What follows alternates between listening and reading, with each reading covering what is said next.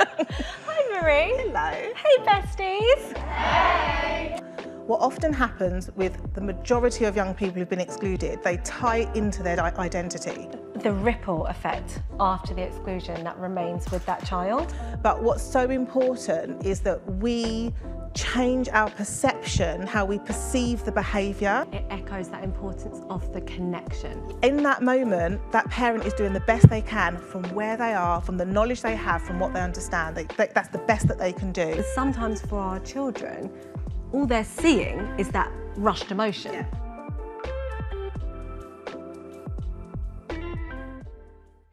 So we are starting with one of our sponsors for the event, which is the amazing Now Press Play.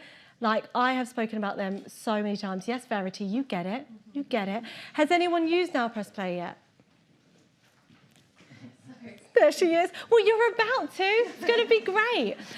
Honestly, like I was saying to Oscar, I don't really partner with many people. Like, they have to be completely aligned with myself, and it has to be something I've trialed so many times with loads of different children.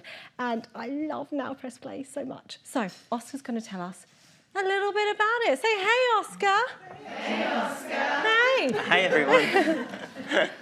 So my name's Oscar. I'm the co-founder and now director of product of Now Press Play.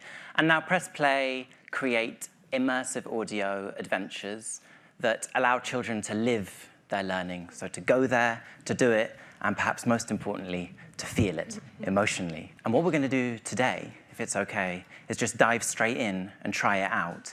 So you've all got some headphones. So we're not going to turn them on yet. I'm going to give you some background first. We're going to do, you are a Year 4 class, and we're studying the Stone Age in history, let's say. And you are going to be immersed about halfway through this 25-minute long story. I don't think I need to explain what's happened so far. I think you'll pick it up. Yeah, just to say in advance that this is one of about 100 different experiences we have across from EYFS, Key Stage 1, and Key Stage 2. We're in about 500 schools who subscribe to us on a yearly basis. And each school gets 35 of these, a class set. For more information on Now Press Play, catch Season 4, Episode 3. I'm so proud and honoured to introduce Marie, our next guest. Marie OBE, let's make space for that, is an incredible behaviour and mindset coach specialising in understanding behaviour as communication to foster well-being and improved outcomes. She has been the head teacher of an award-winning Pupil Referral Unit. Her work has achieved recognition across the country, including a BBC documentary. Her amazing approach blends expertise with compassion to create meaningful and lasting change. Welcome. That was a good intro. What an intro. Hi Marie. Hello. Hey besties. Hey. So you are such an inspirational champion for children, fighting against a culture of exclusion. What is the impact of exclusion on our young people, and why should this be avoided at all costs? So the way I explain it is that I totally understand why there have been exclusions, why there are exclusions. However, what often happens with the majority of young people who've been excluded, they tie into their identity. So this is who and that it goes through their entire life. So when we are working with young people in schools, or when we see them in schools, we don't always, probably because we don't have time to, think about the impact for them right through to adulthood. If you're a child who's been excluded, it's likely that you adopt an identity. So I wasn't good enough, I was not very nice, I was horrible, all of these things. And that can you can literally carry that through life. So when you're older and maybe you get into a relationship, or even if you go into the workplace, you can carry that identity with you. And I think this is sometimes what's not fully realised. So I think it's important to have a balance as well. So, you know, I totally understand. I've been there with children behaving at lower levels, medium levels, high levels. You know, I understand the impact on the other children. I get all of that, but I just think we need to think of ways to be more preventative rather than reactive. So really you're saying it's the ripple effect after the exclusion that remains with that child? Huge, huge. So wave a flag if you have ever had a child swear, throw anything, shout, climb. Okay, thank you. So we have big behaviours they're present in our classroom, and you have been live and direct with these big behaviours. What do you think all adults need to know about those big behaviours? I think what's important to know and understand is that behaviour is a communication. We are not condoning the undesirable behaviours, because I think that can get a bit confused sometimes. Yeah. We're not condoning the undesirable behaviours. The boundaries, the expectations, all of that have to be there. It's really important. However, behaviour is a communication of need. So we need to begin to think to ourselves, and if we can't do it in the moment, that's fine, we can do it after, but we need to really start to reflect and think about what was that behaviour communicating at that time. And then once we can understand that, what can I do in the future to prevent that reoccurring in the same way? Now, we can't squash out all behaviours altogether. Children are children, and they're going to grow, and they're going to communicate via their behaviour to be able to learn about the world and reactions of other people and all the rest of it. And they need us to help them to regulate, like we heard earlier with Dr. Emma. But what's so important is that we change our perception, how we perceive the behaviour, so it's not personal to us. I know it feels like that. I've had young people say all sorts of things. My surname's Gentles, and one time a young person said to me, "You shouldn't be called Miss Gentles, you should be called Miss Rough, because you're so mean to me." I wasn't mean to them. But and there's much worse things that have been said. But the point is that the behaviour is a communication. It's not personal to us. And so when we can understand that, when we can understand what the need is that they're communicating, we can then meet the need, and then those bigger behaviours can be significantly reduced over time. We have a saying which is empathise with the feeling. You can empathise with that feeling, but still say no to the behaviour. Absolutely. And I think that's really important. Yeah. Recently, TS News shared that 1 in 4 educators have restrained a child. And I'd love to hear your perspective on this. I mean, I don't know if it's a waving flag moment, because it's not like me too, but I have absolutely been in that situation. It feels horrible as an educator. It's not something any of us want to do. And what's your, because you've talked already about preventative strategies, what's your kind of opinion on what we're missing in behaviour training to avoid getting there? I think we're missing the whys. Why do these behaviours occur in the first place? I've already said about being preventative rather than reactive. There are times when of course we have to react in a moment. But if we can understand within training, in teacher training, if we can understand, go all the way back and understand things like we all as human beings have a belief system. We hold a certain belief system, a way we perceive the world. And this comes from where we were born, the families we were raised, the community we were raised in. All of these beliefs are kind of formed as part of our identity. And then even like younger than 7, up until the age of about 7, some of us might know this already, we just believe the world to be as our kind of primary carers have told us that it is. And so we grow up with these belief systems.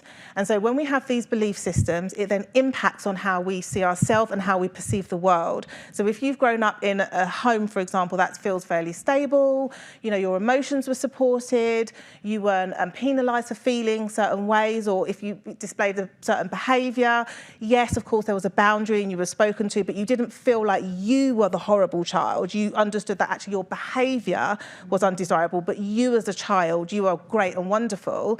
If you've kind of grown up in that household, then as you grow further, then your thoughts and the way you perceive the world will be like, okay, it's not too bad of a bad place. Okay, things happen, but I get it. If my teacher has said to me, you know, Marie, you shouldn't have done that. You know, you might be upset, but you get that that's not about you as a person. Whereas if you've grown up in a completely different household, for example, there's lots of other factors as well, of course, you can perceive that the world isn't a safe place. So your belief system can be, well, when you're telling me off, or when you're telling me that I shouldn't have done that to that other child, or whatever the behaviour is, it's because you think I'm horrible and I'm not a good person. And if you have those thoughts about yourself, you're going to feel really rubbish. You're going to feel like you're not great. You're going to feel inadequate. You're going to feel maybe anxious, depressed, all of these things as a really, as a young child. And then so thought, feeling, action, I write about this in the book as well. So they're your thoughts, that's your feeling, then your action may be just to repeat more of the same behaviour. Yeah. And so when we're supporting young people, we're trying to put behaviour strategies in, for example, if we don't go back to the thoughts, what caused or what was the reason for this behaviour, then we're just trying to deal with the action part. We're just trying to stop or fix the behaviour. It's just going to keep reoccurring. We've got to go all the way back and understand why, where has this come from, and then support the need from there. Yeah.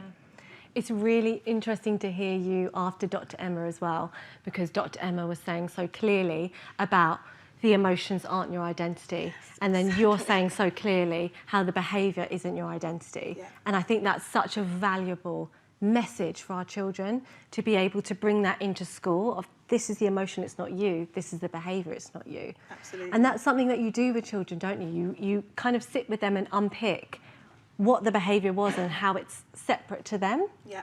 I talk about it as in separate the child from their behaviour. Yeah. So I say separate the child from their behaviour, but you have to, you as an adult has to be able to do this. You have to be able to perceive their behaviour as a communication. It's not personal to you. Then once you can perceive it as a communication of need, they're anxious, they're overwhelmed, you're not condoning the behaviour, but you're understanding where it came from, then you can also begin to actually say to that young person, you can say, I really didn't like it when you did this, and be really specific and label the behaviour, because you as a young person are great. And you can give some examples if you can think of them.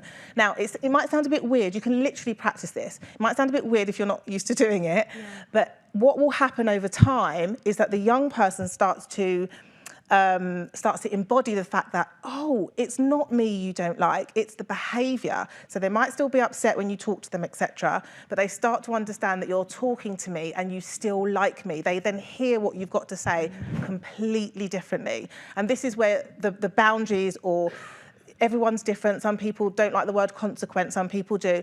It's almost irrelevant. What's important is that a young person needs to understand that there's cause and effect. That's what we're trying to teach them, but not cause and effect of your emotions, cause and effect of your action that has potentially been linked to that emotion, but we've got to separate the child from their behaviour. And I love that as well, because again, it echoes that importance of the connection. Yes. As long as you feel connected to me as an adult, and you know that I really value you and see you as a person, everything else we can work out and we can talk about that. But if you already have that wall, you're not getting anywhere. Yeah. So it's about having that as your kind of first strategy. 100%. I love your mantra as well. No blame, no shame. Love that. Can you shed some light on why blaming and shaming strategies are so damaging in schools? Yeah. Because let's talk about blaming and shaming ourselves before we even talk about anyone else. Like, if we blame or shame, and we all do this subconsciously, oh, if I did that differently, maybe I'm not good enough, and we just beat ourselves up. And it's not personal to us. Someone else's behaviour is never personal to us. And that can take quite a lot to get your head around initially, depending on where you are. But it never is about us. It's always about the person, child, whatever, and where they are.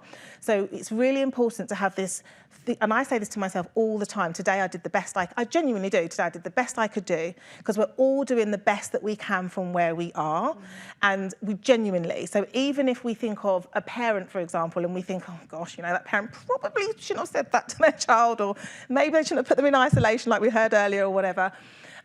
In that moment, that parent is doing the best they can from where they are, from the knowledge they have, from what they understand. That's the best that they can do. And we all do that. And then what we do is we come to events like this, or we read books, or whatever it may be, to expand our knowledge and our expertise. And then as we do that, then we kind of then level up more and more. We're like, oh, now actually the best I can from where I am is slightly different. Now I understand that behaviour is communication, for example.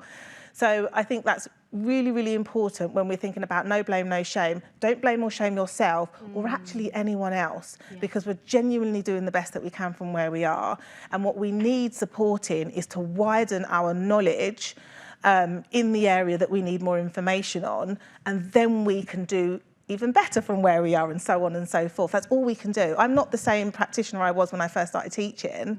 You know, there was things then I didn't know that I know now. That's okay. That's just where I was then, and this is where I am now. I think it's about coming with that approach of curiosity instead of blame and shame, isn't it? Is this the best way we can do it? Is there another way? This is really hard. Maybe there's another way to do it. And I think that feels more open and safe, and especially when you're working with schools or if you're working with parents, coming with that curiosity feels like a better starting point, doesn't it? I always say be curious rather than furious. But it's okay if you get furious before you get curious. Just reflect on it afterwards and say, maybe next time, So I wanted to talk a little bit more about emotional connection, because it's so clear in your work, it really comes through. Why is that so important for your work? But what are some of the ways that educators can do that every day? Because I do feel like it's always one of those abstract concepts of like, we should connect, but we've got to teach now. How can we do that all the time? First of all, I just want to say I totally understand. So every time I'm talking about something, I've been there. I've been in the classroom. I've been in the classroom as a classroom teacher. I've been the deputy. I've been the head. I've been there. So I'm not talking from, a removed perspective of what I think we should do. I know how hard it is. So the first thing I would say is that in terms of connection, it's a universal need. It's a universal human need. And everyone wants and needs connection, all in different ways. Some people don't like being touched, for example, or whatever that may be, but you can connect with someone by just being in close proximity to them. So I worked with many young people who just didn't like the physical touch and don't be too near me. So just in their presence, and that was very calming for them. And I think what's important to understand is that, like Dr. Emma talked about as well, is that co-regulation. Children and young people's brains are not fully developed. They don't fully develop, I'm sure we're aware of this, until about around the age of our mid-20s. And so when we're trying to get young people to connect or to regulate, because you have to be able to regulate, you've got to be able to connect before you can regulate, and we're trying to get them to regulate. If they don't know how to do that, their brains cannot self-regulate. The only way young people can regulate is through the key adults around them up until a certain age. That's where the co-regulation comes in. So what's really, really important is that when we understand that we can connect with them by just being in their proximity, or what I would say the simplest way to connect with young people is be what you want to see. That is one of the simplest and most powerful ways. So we don't have to, sometimes we think, but I don't have time to sit and explicitly teach them. Actually, that way often doesn't go in for a lot of children and young people. And I always say, children and young people learn more from what they see from you than what they hear from you. So you can actually teach connection all day, every day, through how you are. So if you are, when you're talking to them, like Dr. Emma talked about earlier, the way that you're connecting with them, the way you're engaging with them, the proximity that you are, what you notice about them, separating the child from their behaviour, all of these things are connection. Where sometimes we think we have to do something a bit more specific. Well, I must find, and you can, by the way, because I do promote that as well, connection time. But if you can't, I don't have the 15 minutes to sit with the young person today. You can do it all day, every day, by being what you want to see. And sometimes it's about just like narrating, because sometimes in our head, like a child might come over and we don't have the time right now, and in our head we're going, I don't have the time, but actually outward we're saying not now. Whereas if we can narrate and say, my lovely, I really want to hear what you've got to say. I love talking to you. Right now, Miss Foster's having a little bit of a pickle, but I'll come back to you. And it's about narrating those moments so that they can see, because sometimes for our children, all they're seeing is that rushed emotion of like, not right now. And then that's confusing for them. So it's almost making a little bit of a show of narrating what you're doing and why you're doing it. That's kind of, how can we achieve emotional connection with children who are hypervigilant? So you talked a bit about children who don't want touch, but what about children who have adverse childhood experiences and are coming into the classroom feeling like they can't trust adults specifically, And I think wave a flag if anyone has got any experiences of those children where we feel like we're really trying to connect with them, and it's a lot harder. Do you have any recommendations for that? So what I will also share as well is my mum, she's got dementia now, but she used to be a foster carer. And I used to be a foster carer for a period of time as well, amongst everything else. Why not, Marie? And what would often happen, this isn't just for young people who are fostered, obviously, but I'm just using it as an example. It would take a much longer, these young people are often extremely hypervigilant in order to be able to connect or attach with the young people. And so I think the first thing is to just understand that. The first thing, again, going back to understanding behaviours communication, it's not personal to you. So I think I write about, in fact, I do write about an example in the book where, this was years ago now, where I'd gone into a classroom, and this is when I did it at that level. I don't do it like this anymore. And I was supporting the teacher with a young boy, and he was hyper vigilant, and she was just finding it really hard to connect. So we did a lot of work around the classroom environment and things like that. Even little things like, when the early years or the younger children, they have their name tags on their coat pegs and things like that. And then the following year, they called me back in and said, we don't know what's gone wrong, I don't know what's happened. And to cut a very long story short, what had happened was the name tag from his coat peg had fallen off. And for him, it was massive. So his perception was, this classroom isn't safe, my teacher doesn't want me, everyone else's name tag is there and mine is gone. Obviously for the other kids, if their name tag fell down, they were like, miss, sir, can you just put it back on? But for him, this was massive. So what I would say is the understanding that for connection for young children who are hypervigilant, their perception of it is different, but what you do with them is the same. And you just have to understand that what will happen is there could be waves where you go back and forth, but every time you have what I call a swing back, and it's kind of like you feel like your relationship with them is like this, you have to maintain what you've been doing all along, maintain the be what you want to see, maintain separating the child from their behaviour, maintain all of the language, like you said, if you're rushed, all of those kind of things that you've been doing, and they will swing forward again. Yeah. And then what will happen over time is they will eventually get to the point where they're like, actually, I feel like I can trust Miss or I can trust her, but it may just take a bit longer. Is it right to say that they might push back or act out to see if you're going to stick around? Yes, and yes again. I think this is massive. So I'd say two things about this. The first thing I would say is that the children, young people will test the boundaries. Are you still going to be there? Are you still going to do the same thing? Even when I display this behaviour, are you actually still going to like me? This is why separating the child from their behaviour is so important. Because actually, of course I like you, because I'm always going to like you. It's the behaviour that we're working on, for example, or we're working together on. So that's what I would say there. And then the other thing I would say is that it's really important that we understand that when we are supporting young people with their behaviour, in the process of behaviour being modified, I talked about the swing back, so you'll see the behaviour going back to where it was. You're like, what's gone wrong? It's perfectly normal. I know it's hard for us, but that's normal progress. And what happens is you will see the old and the new simultaneously during the process of behaviour modification. So you'll see this behaviour like, oh my gosh, they've moved, look at this is so amazing. But then you see this other behaviour like, oh my gosh, what's happened? That's the process of change. You see both at the same time for a period of time, then you see more of what you desire and what they desire and less of the undesirable over time. That's so helpful to hear, because I know so many educators, you think, oh, we're putting these strategies in and you hope to see this. Yes. But at the end of the day, they are human beings, and especially if they have experienced adverse childhood experiences, that's normal and natural for them to swing back, like you said, because they're just trying to figure out ultimately if they're safe. Yeah. Also, what I would add to that is their nervous system is dysregulated. So what we have to realise is that what we're supporting them with is their nervous system, because our nervous system is supposed to get dysregulated sometimes. It alerts us to danger and all the rest of it. Yeah. But for some young people, like Dr. Emerald was talking about, they'll stay in a high alert state for longer.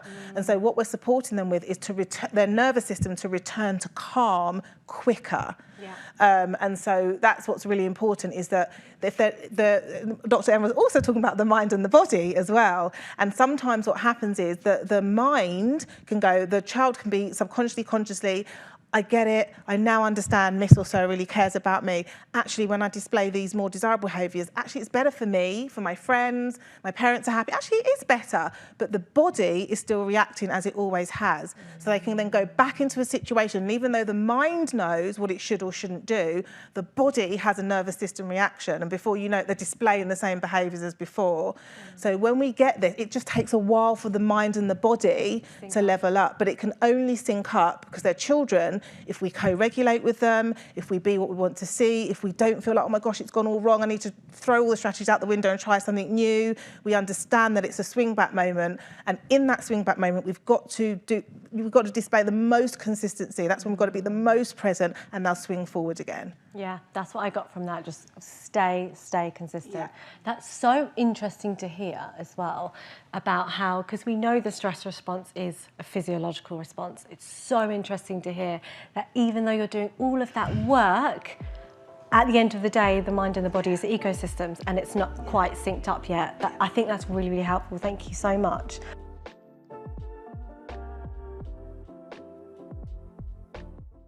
So I have been a Little Coach House rep for about 5 or 6 years now, and they're just a fantastic resource made entirely out of natural materials, wooden materials, for you to support your children at home or at school with their emotional well-being and sort of restoring themselves back to calm through just mindful activities. And my favorite resource from them is the breathing boards. There are so many. There's spirals, there's the infinity, there's rainbows, but it's all about encouraging your children to physically use their body to find their calm. My lot love the spiral one because for them it goes on for a long time, and we've got it in our calm corner, so you can have it in your calm corner, you can have it in your calm box, but they're fantastic resources for just bringing support to your children, to helping them find their calm. So we talked about encouraging our children to be able to do that independently, but this is a great resource for them to be able to do that as well. So I encourage it to have in your calm corners or your calm spaces as just a lovely natural resource for them to use, and it's quick and simple and easy, and it slows them down because they have to use the balls to move it around the boards, and I just love them. So I recommend them, and there's a couple of flyers with a QR code, and there is a cheeky discount for our TGMCers. So have an explore of the tools, have a feel of them, just feel how natural they are, and just how calming they are for you, and the impact that they'll have on your children as well. So yeah. It really echoes what we've spoken about in both of our chats as well, about giving children those skills, about preventative strategies, about what Dr. Emma was saying about actually helping them find their calm. And I love just what you said, Soph, that they're concrete. Before I knew you were a rep, yeah, I actually bought some, and I was like, what the hell? But like, I got some for Miles and stuff. I do really, really love them. And for those children who you're like, just breathe, and they're like, they need something physical, and that's how we support them with that. So they are really, honestly brilliant.